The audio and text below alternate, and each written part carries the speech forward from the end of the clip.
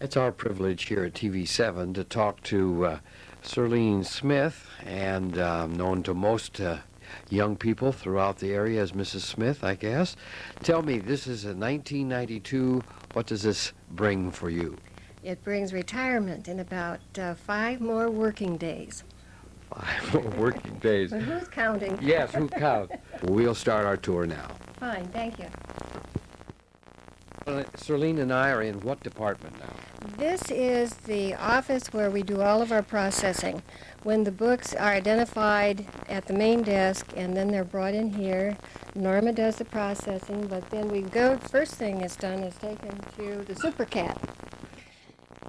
Okay, now we've traveled to what department? Well, this is what we call, this is our materials, our equipment department. This is a CD-ROM which will give information of printed materials such as magazines, newspapers, a marvelous reference material. And this is our Apple computer. This is for patron use. It also has a printer. Very good pieces of equipment, but as you can see, we're very, very crowded in here. Yes, yes. Well, I hope this tape will show the people that you have a lot here for them to use, but also that you need room. Yes, very much so. I don't know what the answer is here except for space. Maybe you could go to the old type of library where you have ladders and roll along here. That has been suggested. Okay. All right. We're going to travel then to what department now? Well, I want to show you what we have over here on microfilm. This is very interesting. Now we have traveled to the micro... Well, this is the microfilm, and we have newspapers on microfilm back into the 1800s.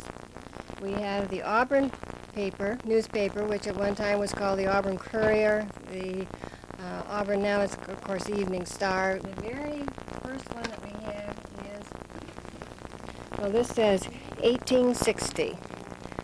And we have a number of people who come to our library, especially in the summertime, to do research work and to do genealogy because of the newspapers that we have printed. Sirlene, someone's looking at us. Yes, Mr. Eckhart.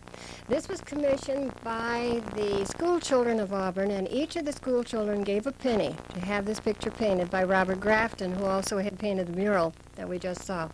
And this is Charles Eckhart at a later age, and the painting was done by, as I say, by Robert Grafton. It's a lovely piece. Robert Grafton is very well known as a portrait painter at that time, quite famous.